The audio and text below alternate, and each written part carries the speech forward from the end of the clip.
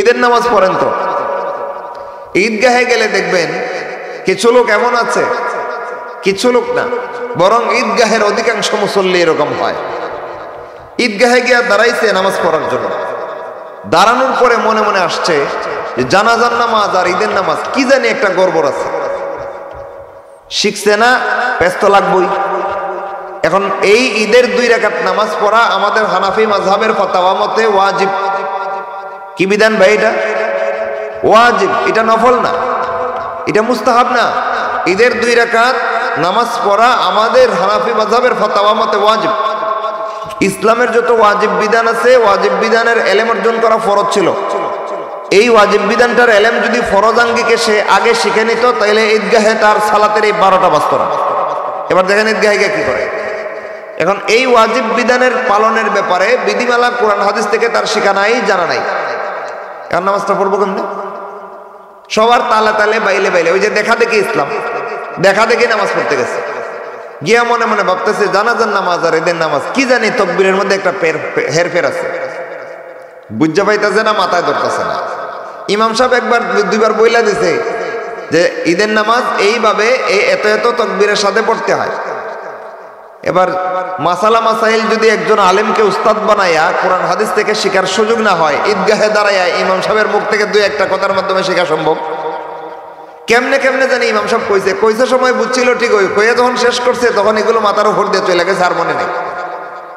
এখন পড়তো কেমনে নামাজটা? ভিতরে লাগছে টেনশন, আমার কদর এত টেনশন কে? দেখে দেখে পড়লাম। হ্যাঁ, আমাদের সমাজের অধিকাংশ মানুষের দিন পালন হচ্ছে দেখা দেখে ইসলাম। কোরআনের ইসলামও না, হাদিসের ইসলামও না, আল্লাহ এবং রসুলের দেওয়া ইসলাম না। মানুষ নিজেকে মুসলমান বলে দাবি করে, হ্যাঁ ইসলাম পালনও করে, কিন্তু যে ইসলামটা পালন করে এটা না আল্লাহর কথা মতো না রাসূলের কথা মতো পালন করে, সমাজের দেখা দেখি বা মন গড়া।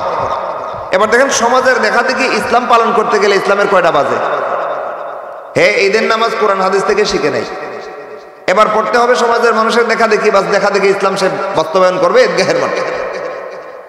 এই ভাবনা মাথায় আসার সাথে সাথে চিন্তা করলো, দেখে দেখে যখন পড়বো তখন আর নিজের চিন্তা নাই, একটু ডানে বামে তাকাইতে।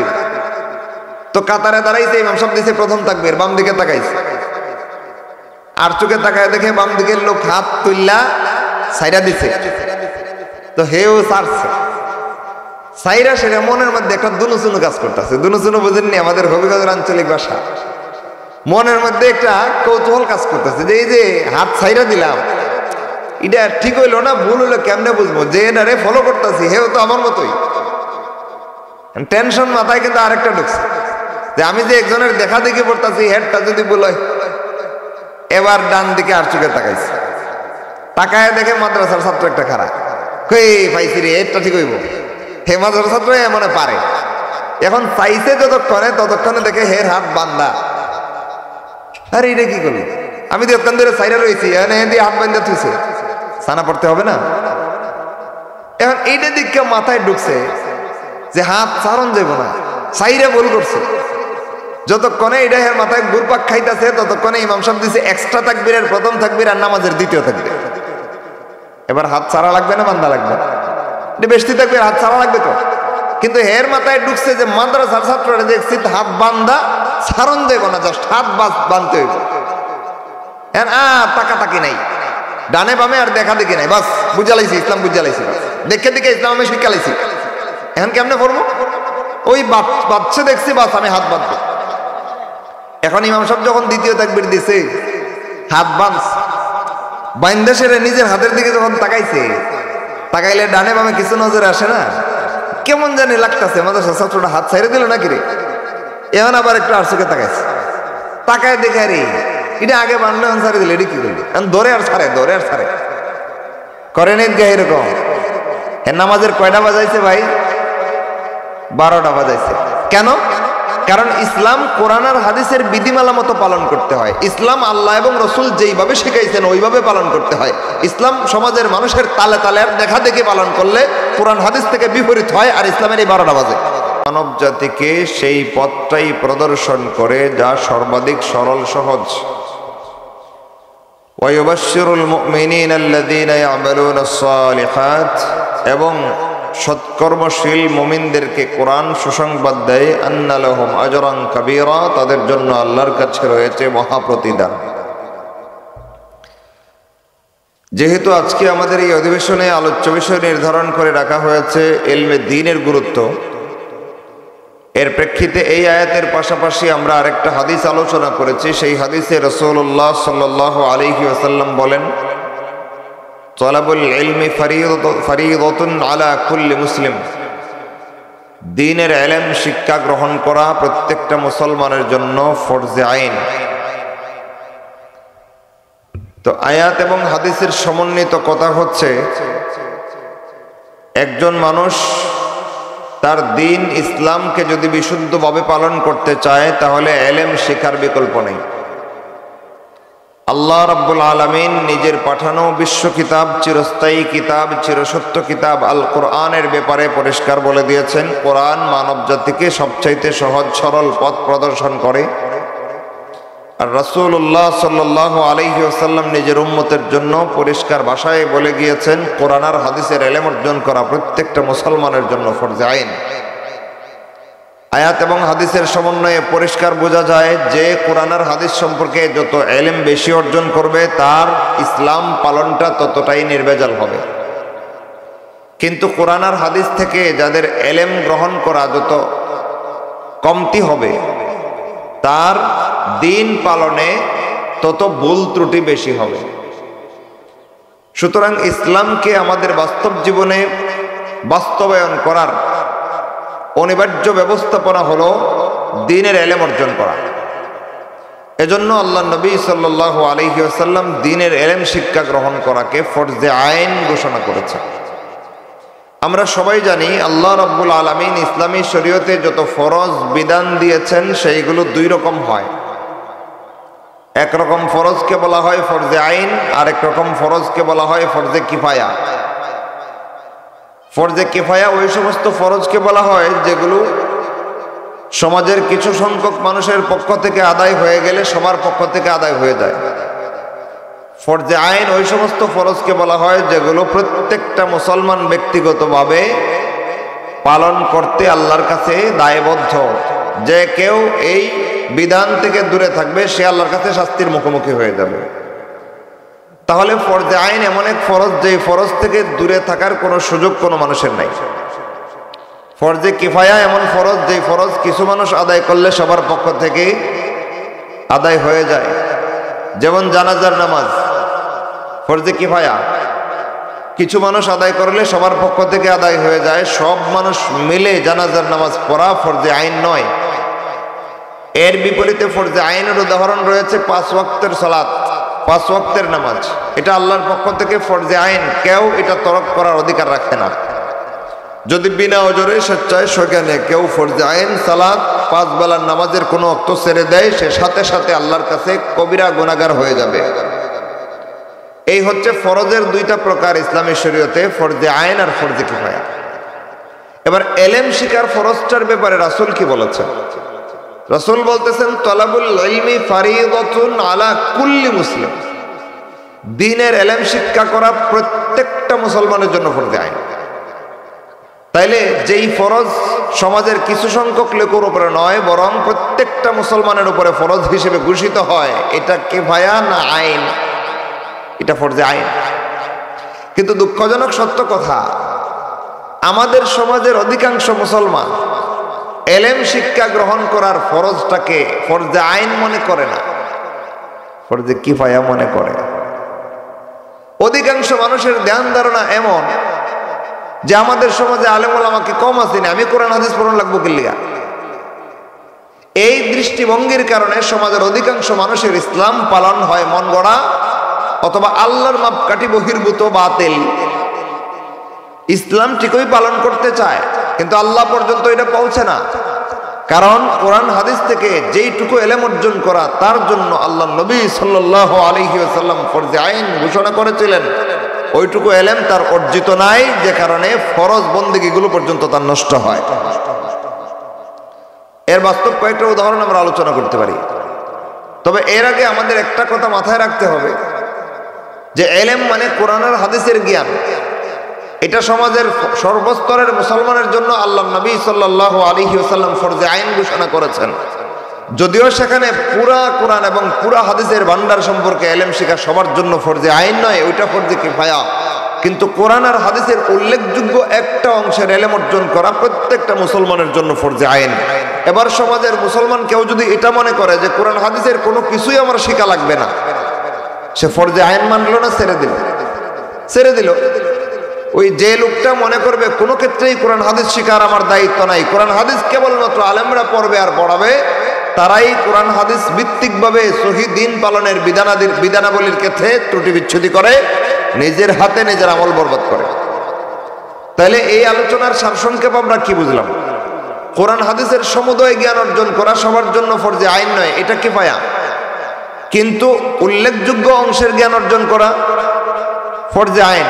এবার এই হাদিসের ব্যাখ্যায় মুহাদ্দিসিনে কেরাম যা কিছু আলোচনা করেছেন, এর ভিত্তিতে হানাফি মাযহাবের ফুকাহায়ে কেরামদের একটা সমন্বিত আলোচনা হচ্ছে এই হাদিসের ভিত্তিতে অন্তত 7টা বিষয়ের ইলম অর্জন করা ফরজে আইন। কয়টা ভাই? 7টা। 1 নম্বর বিশুদ্ধ ঈমান আকীদা সম্পর্কে ইলম অর্জন করা ফরজে আইন। 2 নম্বর ইসলামের সকল ফরজ বিধান। 3 নম্বর ইসলামের সকল ওয়াজিব বিধান।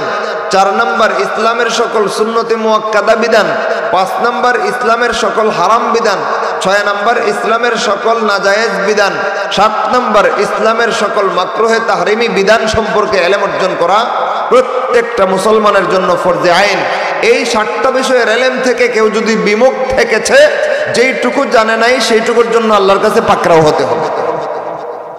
আমাদের সমাজের অধিকাংশ মুসলমানদের যে ভুল ধারণা, সেটা আমরা কি আলোচনা করেছিলাম ভাই? কোনো অংশের ইলম কোরআন হাদিস থেকে অর্জন করার দায়িত্ব নাই, সমাজের মানুষ এটা মনে করে। অথচ এই 7টা বিষয়ের ইলম কোরআন হাদিস থেকে আপনাকে শিখতেই হবে, অন্যথায় আপনি ইসলাম জিনিসটাকেই পালন করতে পারবেন না। সমাজের তালে তালে ইসলাম পালন করতে গেলে ইসলামকে 12টা বাজা ছেড়ে দেবে। কিভাবে দেখেন? ইসলাম পালন করার মাপকাঠি সমাজের রেওয়াজ নয়, ইসলাম পালন করার মাপকাঠি অমুক তমুকের দেখা দেখি নয়, ইসলাম পালন করার মাপকাঠি বাপদাদার রেওয়াজ নয়, ইসলাম পালন করার মাপকাঠি অমুক পীর তমুক বুজুর্গের নির্দেশনা নয়। ইসলাম পালন করার মূল মাপকাঠি 2টা, আল্লাহর কিতাব কোরআন, আল্লাহ নবীর সুন্নাত। এর ভিতরে যদি আপনার ইসলাম পালনটা মিলে, কবুল।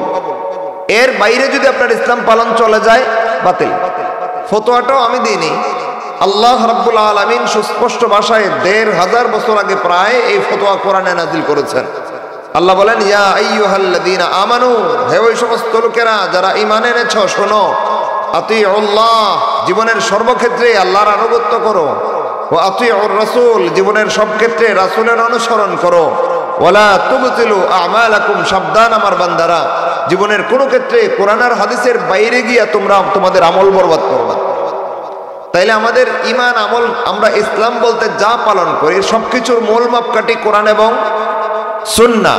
যার ইসলাম পালন কোরআন সুন্নাহর ভিতর থেকে হয়, তার ইসলাম পালন আল্লাহর কাছে কবুল।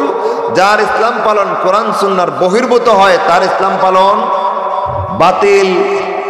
এখন এই 7টা বিষয়ের ইলম যেই ব্যক্তি কোরআন হাদিস থেকে শিখে নাই, শিখার দরকারও মনে করতেছে না, মনে মনে ভাবতেছে 7টা বিষয় আর 14টা বিষয়, পুরা কোরআন আর হাদিস যা আছে সব আলেম ওলামারা শিখবো, শিখাইব, আমাদের কোরআন হাদিস ধরার, পড়ার, বোঝার, শেখার কোনো দরকার নেই। তাদের ঈমান আর আমলের কি দশা ধরে কয়েকটা উদাহরণ দিয়ে বুঝাই দিই, সময় কম, আলোচনা বেশি, একটু মনোযোগ দেবেন। আগে আমলের উদাহরণ থেকে শুরু করি, যেহেতু এটা নিয়ে আলোচনা চলতেছে। যেই ব্যক্তি মনে করবে যে কোরআন আর হাদিসের ইলম শিখা আমার জন্য ফরজ না, এটা আলেমের জন্য ফরজ, তার ইবাদতের কয়টা বাজা এসে কয়েকটা উদাহরণ। প্রথম উদাহরণ খেয়াল করেন, ঈদের নামাজ। হ্যাঁ, ঈদের নামাজের 12টা বাজাইছে কোন কারণে? কোরআন হাদিস থেকে পড়ার কারণে না, সমাজের মানুষের দেখা দেখে ইসলাম পালন করতে গিয়া ইসলামের বিধিবদ্ধ একটা ওয়াজিব বিধানকে 12টা বাজাইছে। কি বুঝলাম? ইসলাম দেখা দেখে পালন করা যায়, দেখা দেখে ইসলাম পালন করলে কবল হয়? বাতিল হয়, বাতিল হয়, কবল হয় না। নামাজের 14টা বাজা সরছে, তো এটা তো ঈদের নামাজ, 5 বেলার নামাজে মনে কোনো বলে না। আমাদের কি কি করে একটু খেয়াল করে, আমার ইসলাম আমার রব কেমনে শিখাইছেন আমি দলিল ভিত্তিক ভাবে শিখা নিতে হবে। আমার ইসলাম আমার রসুল কেমনে শিখাইছেন, রসুলের সিদ্ধান্ত মতো, রসুলের শরীয়ত মতো শিক্ষা নিতে হবে আমাকে। কিন্তু কোরআন আর হাদিসের উদ্ধৃতি ছাড়া, দলিল ছাড়া আল্লাহর কথা ছাড়া, রসুলের সুন্নত ছাড়া, রসুলের শরীয়ত ব্যবস্থা ছাড়া সমাজের দেখা দেখি ইসলাম পালন করতে গেছেন তো বাতিল হয়েছে, মন গড়া ভাবে ইসলাম পালন করতে গেছেন তো বাতিল করছেন। এবার আসেন মন গড়া ইসলাম পালনের আমরা কি করি দেখি সমাজে। ঈদের নামাজ ওয়াজিব, ঠিক আছে, বছরে 1-2 বার আসে। 5 বেলার নামাজ দৈনিক 5 বার আসে না? এত বড় একটা ফরজ বিধান, নামাজের চেয়ে বড় ফরজ শরীয়তে আর কি কি আছে? ইমানের পরে সর্বপ্রথম রাসূলুল্লাহ সাল্লাল্লাহু আলাইহি ওয়াসাল্লাম ইসলামের 5টা ভিত্তি শিক্ষা দিতে গিয়া প্রথমেই ইমানের কথা বলেছেন, এরপরেই সালাতের কথা বলেছেন।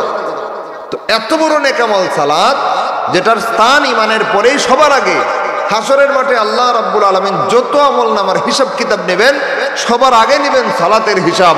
সেই সালাত আমরা কিভাবে পড়ছি একটু খেয়াল করেন। কোরআন হাদিস শিক্ষা না, মন গড়া কেমনে পড়তাছি খেয়াল করেন। একবার আমি গেলাম এক বন্ধুর মসজিদে দেখা করার জন্য, সাথে আমার এক সফর সঙ্গী ছিল। রাস্তায় এশার আজান হলো এক জায়গায়, আমরা একটা পাম্পে উঠে ওইখানে 2 বন্ধু মিলে জামাতের সাথে এশা পড়ে নিলাম, মুসাফির ছিলাম, পড়ে নিলাম। যতক্ষণে বন্ধুর মসজিদে গিয়ে পৌঁছাইছি ততক্ষণে বাজে 9:15 গিয়া দেখি তার ওইখানে সালাত 9টায়। এটা একটা মাদ্রাসার মসজিদ, তো তারা 9টায় এশার সালাত পড়ে। এবার চিন্তা করলাম যেহেতু সালাত একটু দেরি, কোথায় বসবো? এইদিকে মাদ্রাসা থেকে ছাত্ররা বের হয়ে মসজিদে আসতেছে। এখন যদি মাদ্রাসার ভিতরে বসে থাকি বেমানান দেখায় না? আমরা যদি সালাত পড়ে আসছি সবাই তো এটা বুঝবে না, সবাই বুঝবে সালাত মসজিদে হচ্ছে, ওনারা এখানে বসে গেছে।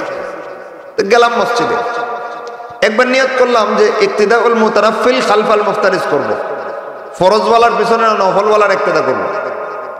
আবার কই না, ইক্তিদা করতে গেলে আমি নফলের সব পাইবো, কিন্তু মানুষগুলো সালাত কেমনে পড়ে এটার অভিজ্ঞতা আমার হবে না। এবার আমি কাতারের এক মাথায় বসে রইলাম পিছনে। যখন সালাত শুরু হয়েছে তখন সর্বশেষ কাতারে ডান দিকে যে লোকটা দাঁড়াইছে তার ডান পাশে গিয়ে আমি উঠে গিয়ে বসলাম। চুপচাপ বসে রয়েছি, বসে তার চেহারার দিকে তাকাইলাম। চুপচাপ দাঁড়ায় রয়েছে, ঠিক আছে, ইমাম সাহেব কেরাত পড়তেছে, সেই চুপচাপ থাকার ওই কথা। যখন রুকুতে গেল দেখলাম লোকটার ঠুট 2টা খাড়া বন্ধ। রুকু করছে ঠুট খাড়া লইয়া, ঠুট বন্ধ মানে মুখ বন্ধ, মুখ বন্ধ লইয়া রুকু দিছে। কিছু বুঝতেছেন নেই? রুকুর তাসবিহ কয়বার সুন্নাত? সর্বনিম্ন সুন্নাত পালন করতে হলে 3 বার পড়তে হবে, এর নিচে সুন্নাত হয় না। অন্তত একবার যদি না পড়ছেন, রুকু বাদ নামাজ বাদ, ফরজ একবার পড়তেই হবে। একটা বারও পড়ে নাই, চুপচাপ মুখ যে খাইটটা রুকুত গেছে, খাইটটা রুকুত থেকে উঠছে। এবার সেজদাত গেছে, আমি তো হতভম্ব, কিরে একটা বার তাসবিহ বলে নাই, নামাজটা কি পড়তেছে? এটা নামাজ পড়তেছে না নাটক করে? সেজদায় গেছে, মুখ খাড়া, 2টা সেজদা দিছে, একটা বার সে ঠুট 2টা ভাগ করলো না, মুখ বন্ধ। একবারে নামাজের শেষ পর্যন্ত ফলো করলাম, একটা তাসবিহ তাহলিল দোয়া দরুদ কিচ্ছু পড়লো না, মুখ খাইটটা থুকু দিয়া সুন্দর করে মুখ তালা দিয়ে থুকু দিয়ে বইয়া সালাত করছে। সালাতের পরে সুন্দর করে লম্বা এক দোয়াও দিছে, মাশাআল্লাহ। নামাজটা খুবছে আল্লাহর কাছে কবুল হয়েছে না বাতিল? কেন? এমন করার মধ্যে সালাত পড়ছে তো। হে মনে মনে ভাবছে যে মসজিদে গিয়ে ইমাম সাহেবের পিছনে উঠবস করলেই সালাত হয়। আসলে সালাত এভাবে হয়? সালাত পড়তে হলে কিছু না কিছু তাসবিহ তাহলিল, কিছু না কিছু দোয়া দরুদ আপনাকে জানতেই হবে, কিছু সূরা কেরাত শিখতেই হবে। সূরা কেরাত দোয়া দরুদ ছাড়া সালাত হয় না, এই কথাটা পর্যন্ত শিকার সৌভাগ্য তার হয় নাই। সমাজের দেখা দেখি কিংবা মন গড়া ইসলাম পালন করতে গিয়া নিজের 5 বেলার সালাত এইভাবে সে বিনষ্ট করে চলেছে। হাসরের মাঠে আল্লাহ ধরবে না, এই বেনামাজি দ্বারা নামাজ পড়লি না কেন? আমি ফরজ করেছিলাম, পড়লি না কেন? দাঁড়া কেবল আল্লাহ সব ওয়াক্ত নামাজ পড়ছে, মসজিদে গিয়ে পড়ছে, জামাতের সাথে, ইমাম সাহেবের পিছনে পড়ছে। আল্লাহ কেমন তোর খাতা দেখ। এখন ডান কাদের ফেরেশতা নেকামল লেখে, ওই খাতায় তাকায় দেখবো একটা ওয়াক্ত সালাত লেখা নাই। আরে কি হলে এতগুলো সালাত পড়লাম, গেল কই দিলে? তখন আল্লাহ রাব্বুল আলামিন তাকে অনুভূতি দিয়ে দিবেন যে কোন জায়গায় ত্রুটি করছে। শেষ পর্যন্ত সে বুঝতে পারবে যে সালাতগুলো আল্লাহ এবং রসুলের শরীয়তের বিধিমালা মতো না পইরা মন গড়া পড়ার কারণে সবগুলো সালাত বাতিল হয়েছে। এবার হাসরের মাঠ থেকে আর নাজাতের কোনো ব্যবস্থা আছে? তাইলে এইভাবে আমাদের সমাজের অধিকাংশ মুসলমান কোরআনের হাদিস থেকে আমার ইসলামটাকে যাচাই করে পালন করতে হবে, এটার ন্যূনতম বোধগম্যতা রাখে না, ন্যূনতম কল্পনাও করে না যে আমি ইসলাম নামে যে ধর্মটা পালন করতেছি এটার ঠিকানা সমাজের মানুষের রেওয়াজ নয়, আমি ইসলাম নামে যে দিনটা পালন করতেছি, এই দিন শিকার ঠিকানা কোনো ব্যক্তি বিশেষ নয়, এই দিন পালন করার নীতিমালা কোনো দল বিশেষ নয়, এই দিন পালন করার নীতিমালা বাপদাদা ফোরদাদার নীতিমালা রেওয়াজ নয়, এই দিন পালন করার অনিবার্য নীতিমালা হচ্ছে আল্লাহর দেওয়া কোরআন, আল্লাহ নবীর সুন্নাত, আল্লাহ নবীর শরীয়ত। কল্পনাও করে না। ফলে নিজেকে ভালো একজন মুসলমান কল্পনা করে, কিন্তু আল্লাহর কাছে তার ইসলাম পালন গ্রাহ্য হয় না, কারণ তার ইসলাম পালন না আল্লাহর কথা মতো হয়, না রাসূলের দেখানো সিস্টেমে হয়। দিন শেষে তার ইসলাম পালন আল্লাহর কাছে বাতিল হয়ে যায়। সব বিপত্তির মূল কারণ কোরআন এবং হাদিস থেকে ইসলামকে শিখতে না চাওয়া। রাসূল সাল্লাল্লাহু আলাইহি ওয়াসাল্লাম যে বিষয়টাকে ফরজ হিসেবে উল্লেখ করেছেন, রাসূল বলেন তলবুল ইলমি ফরিদাতুন আলা কুল্লি মুসলিম, দ্বীনের ইলম অর্জন করা প্রত্যেকটা মুসলমানের জন্য ফরজে আইন। সেই হাদিস থেকে বিমুখ হয়ে রাসূল বলতেছেন সব মুসলমানের জন্য ইলম শেখা ফরজে আইন। সে মনে করছে আলেমদের জন্য ইলম শেখা ফরজ, আমার জন্য কিচ্ছু না। এই একটা বিভ্রান্তি তাকে জাহান্নামের চৌরাস্তায় দাঁড় করায় দিয়েছে। ওইখান থেকে উত্তরণের ব্যবস্থা কি ভাই? আমাদের জীবনে ইসলাম নামক ধর্মের যত বিধিবিধান ইমানগতভাবে আমলগতভাবে পালন করে থাকি, কোরআন হাদিসের মতো করব না সমাজের তালে তালে। ইসলামী শরীয়তের দলিলের ভিত্তিতে নাকি মন গড়া? ইসলামী শরীয়তের দলিলের ভিত্তিতে পালন করতে হবে। এবার আপনার ইসলাম পালন সঠিক হচ্ছে না ভুল হচ্ছে, যদি কোরআন হাদিসের জ্ঞান অর্জন করা থাকে সেই স্কেল দিয়ে মাইপে ফেলতে পারবেন যে আমার ইসলাম পালন ভুল হচ্ছে বা সঠিক হচ্ছে। কিন্তু কোরআন হাদিসের ন্যূনতম জ্ঞানটুকু যদি আপনার অর্জন করা না থাকে, অন্তত 7টা বিষয়ের ইলম যদি আপনার অর্জন করা না থাকে, আকীদা বিষয়ের ইলম, ফরজ ওয়াজিব সুন্নতে মুআক্কাদা, হারাম নাজায়েজ মাকরুহ তাহরিমি, অন্তত এই 7টা বিষয়ের ইলম যদি কোরআন হাদিস থেকে আপনার জানা না থাকে, আপনার আমল ঠিক হচ্ছে না বেঠিক হচ্ছে সেটাও বুঝতে পারবেন না, ঈমান কবুল হচ্ছে না বেঈমান হয়ে বসে আছেন সেটারও খবর থাকবে না। ইসলাম যে 2টা বিষয়ের সমন্বয়ে আমরা পালন করে থাকি, 2টা বিষয়ের একটার নাম ঈমান আর একটার নাম আমল, একটার নাম ঈমান আর একটার নাম, এই 2টার সমন্বয়ে ইসলাম পালন করা হয়। যে ব্যক্তির জীবনে ঈমান আছে আমল নাই, সে বেশি দিন ঈমানদার থাকতে পারবে না, কাফের হয়ে মরবে। যে ব্যক্তির জীবনে আমল আছে ঈমান নাই, তার জীবনে কিচ্ছু নাই, তার সারা জীবনের টনের টন নেক আমলের কোনো দাম আল্লাহর কাছে নাই। কথার কথা বললাম, নেক আমলের টন টন হয় না। যত বড় নেক আমলওয়ালা সে নিজেকে মনে করুক না কেন, মনে করুক যে সারা পৃথিবীর সবচেয়ে বড় বড় নেক আমল জমা করে ফেলেছে, কোনো না কোনো কারণে যদি ঈমান নষ্ট হয়, তার এই হাজার হাজার নেক আমলের 4 পয়সার কোনো দাম আল্লাহর কাছে নাই। কেন? কারণ ঈমান আমল কবুলের পূর্ব শর্ত। এখন এইটা বুঝবো কেমনে? সমাজের মানুষের রেওয়াজে তো এই কথাটা প্রসিদ্ধ নয়।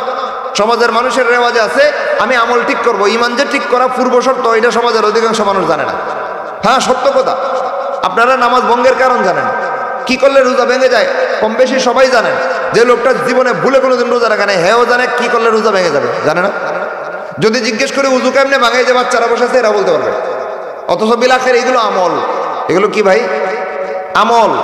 কিন্তু যেই ঈমান ঠিক না থাকলে এই সালাত কবুল হবে না, যেই ঈমান ঠিক না থাকলে এই রোজা কবুল হবে না, যেই ঈমান ঠিক না থাকলে ওই হজ কবুল হবে না। সেই ঈমান আমাদের ঠিক আছে না নষ্ট হয়েছে, ঈমান ভঙ্গের কারণগুলো পর্যন্ত আমাদের সমাজের মানুষ জানে না। তো ঈমান সম্পর্কে বকলম ইলম অর্জন না কইরা সারা জীবন আমল দিয়া সাজাইলে এই আমলের 4 পয়সার দাম আছে আল্লাহর কাছে? কোনো দাম নাই। এজন্য সমাজের রেওয়াজ থেকে যদি ইসলাম শিখতে গেছেন, আপনার ইসলাম নিঃসন্দেহে কোরআন হাদিস থেকে বিমুখ হয়ে জাহান্নামের চৌরাস্তায় আপনাকে দাঁড় করাই দেবে। ইসলাম শিখার ঠিকানা সমাজের রেওয়াজ নয়, ইসলাম শিখার ঠিকানা বাপদাদার নীতিমালা নয়, ইসলাম শিখার ঠিকানা অমুক তমুকের কথা, অমুক ব্যক্তি তমুক দলের উদ্ধৃতি নয়। ইসলাম শিখার মৌলিক ঠিকানা কোরআন এবং সুন্নাহ। যার যেটুকু মিলবে তার সেইটুকু কবুল, যার যেটুকু মিলবে না আল্লাহর ফতোয়া মতে সেইটুকু বাতিল। এবার আসেন, আমাদের সমাজের মানুষ আমল পালন করে কোরআন হাদিস বহির্ভূত। একটু আগে 2টা দৃষ্টান্ত আলোচনা করলাম, এই আমলগুলো কবুল না বাতিল? কেন? কারণ কোরআন হাদিস মতো করছে, হয়তো সমাজের দেখা দেখি করছে, নয়তো মন গড়া করছে, যে কারণে বাতিল হয়ে গেছে। এই আমলগুলোর চাইতে আরো গুরুত্বপূর্ণ জিনিস হচ্ছে ঈমান।